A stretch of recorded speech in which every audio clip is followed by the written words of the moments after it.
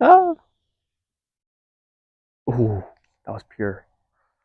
This is Sarah Farmer, and I'm here with amateur golfer Daniel Choi, who plays at Duke University. Daniel, thank you so much for being here today. Thanks for having me. I'm excited to do this. How did you get your start playing golf? Um, I'm sure we'll get into it later, but my dad obviously played a very big role. But I started out playing baseball, and by the time I turned 10 years old, I couldn't hit the ball very well. So I figured let's just put it on the ground, and I'll go to the ball instead of the ball coming to me. So yeah. Your high school golf record is nothing short of impressive. What are your favorite memories from high school golf? Definitely just being on a high school golf team, playing at Keller, Texas 6A high school golf. It really doesn't get much better than that. But yeah, just spending time with the guys, celebrating on the rides back, and listening to music in the bus. Definitely just the time that I spent with my team. You signed with the Blue Devils, ranked 23rd in your graduating class. What made you choose Duke? Yeah, obviously it was a difficult decision during the whole recruiting process, but ultimately it came down to where is the best golf team and where's the best academic school and where can we find the best of both worlds really. And it really doesn't get much better than Duke, and so it was a pretty easy decision in the end. What college golf program do you find the most competitive to play against? I would say there's probably three that come to mind, and they're all in the ACC. You'd be UNC, Florida State, and Wake Forest.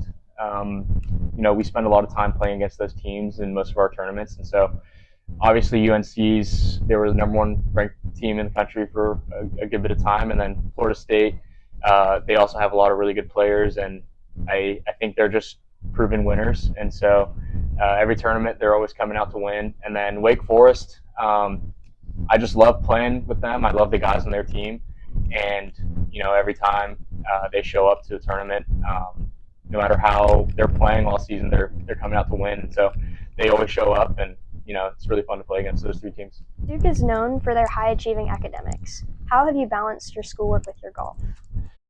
Yeah, this is something that has come with time. My freshman year, I definitely struggled a little bit finding the balance that I needed. And over the years, I've kind of learned that I really need to take advantage of the time that I have in any given day. And really, there's no time for slacking off. And so when it's time to do schoolwork, you got to do your schoolwork and be disciplined. And same goes for golf. So really, just being disciplined with the way that I spend my time has been a key part in balancing both. So golf really doesn't have an off season, does it? No, I would not say so.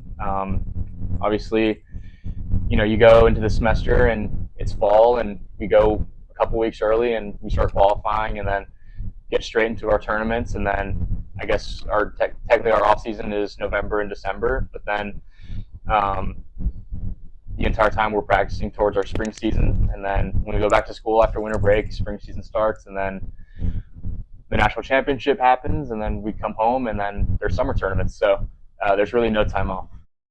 That sounds really challenging. It definitely is, but it's a lot of fun. So You have recently placed third at the Texas Amateur, shooting 14 under 274. How was the course? of course, it was a lot of fun. I definitely had a lot of fun out there. I was making a lot of birdies. Really can't say much else. I mean, I really enjoyed my time. At the Texas Amateur, what part of your game do you think propelled you to your top five finish? Um, I would say a lot of it was my par five game, which I guess incorporates all parts of my game. But I was hitting it really well with my like 3 wood and 5 wood clubs, and just putting myself in a position to make birdies and eagles, and I made a handful of them, and so that definitely helped out with my scoring. Tell me what goes into preparing for tournaments. Yeah, obviously there's a lot, both from the physical and mental, and really just all parts of life. You got to know the course, and so spending a lot of time knowing where to hit it off the tee, making a good game plan goes into it, and then physically, just being in the best physical shape you can be in, because most of the time golf tournaments are a hell of a week. They take a toll on your body, and especially out in the summer, it's really hot, and so really just resting your body, and then eating the right things and getting enough sleep. But yeah, a lot of rest and mental preparation. Golf is often referred to as a mental game. What are some tactics you use to stay mentally focused? Yeah, so this one's new, but I just recently declared to be a psychology major at Duke, actually, and so I've been learning a lot about the mental side of things, and so I've been using a lot of like reappraisal methods out in the golf course, and so whenever things aren't going my way, I just try and find as many positives as I can, and even when things are going well, I try to stay emotionally kind of neutral, I guess. I try not to get too high or not too low, and really just staying in the moment is pretty big. Not getting ahead of myself um, really helps me out there. Your father, KJ Choi, is a professional golfer, winning 8 PGA tournaments on tour. What's it like sharing his last name?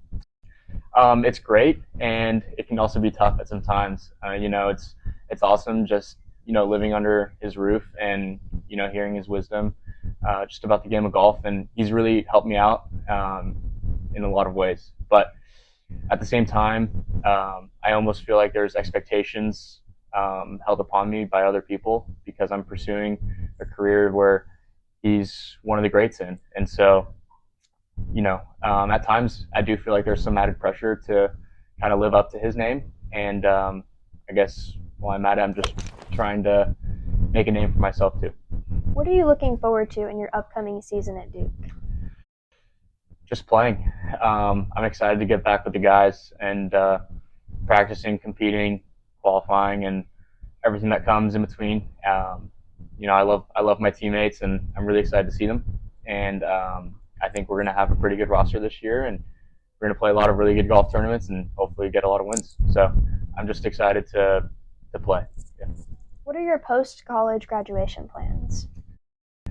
As of right now, it is to try and make my way onto the PGA Tour. Whatever road that I will be taking, I'm not sure. I guess it all kind of just depends on how I play these next few seasons. But as for right now, there will be some Q school, maybe some Monday qualifiers, but um, I guess I haven't really thought too far as to how I will get there. But I know that pursuing a PGA Tour card is in the future. And finally, do you have any advice for golfers looking to play in college? I would just say to keep working and yeah, just all it's going to take is a lot of work, and I feel like a lot of it comes from behind the scenes, and behind the scenes, if you put in a lot of work, the results will start to show, and the college coaches will come calling your name. Thank you so much for sitting down with me today. Of course, thank It you was so much. awesome to hear about all of your experience golfing, and I look forward to see where golf takes you in the future. Thank you, sir.